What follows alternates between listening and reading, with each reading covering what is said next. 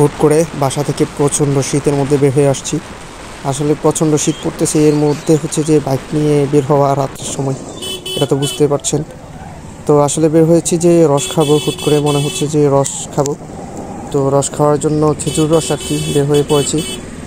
এটা হচ্ছে যে নোয়াখালী সোনাপুর, এটা হচ্ছে যে বিজি একটি রুট, সবসময় বিজি থাকে। দেখেন এর মাঝখানে মানুষ কীভাবে হাঁটাচলা করতেছে।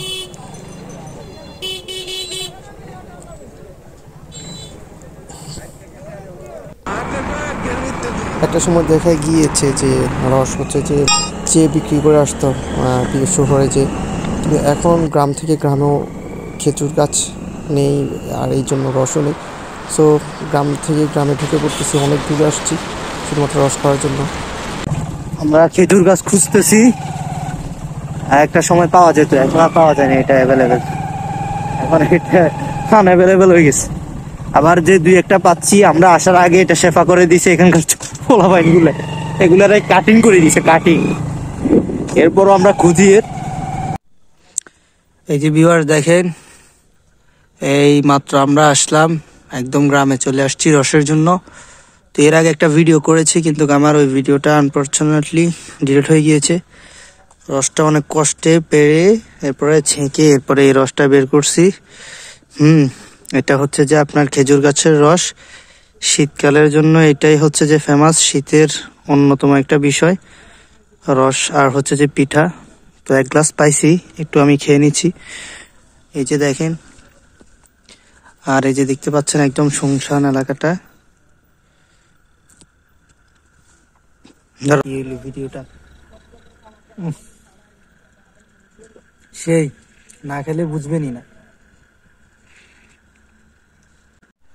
ভিউয়ার্স দেখতে পাচ্ছেন যে গাছে উঠতেছে রসটা, হচ্ছে যে নেওয়ার পরে এখন আবার হচ্ছে যে হাঁড়িটা বেঁধে দিবে।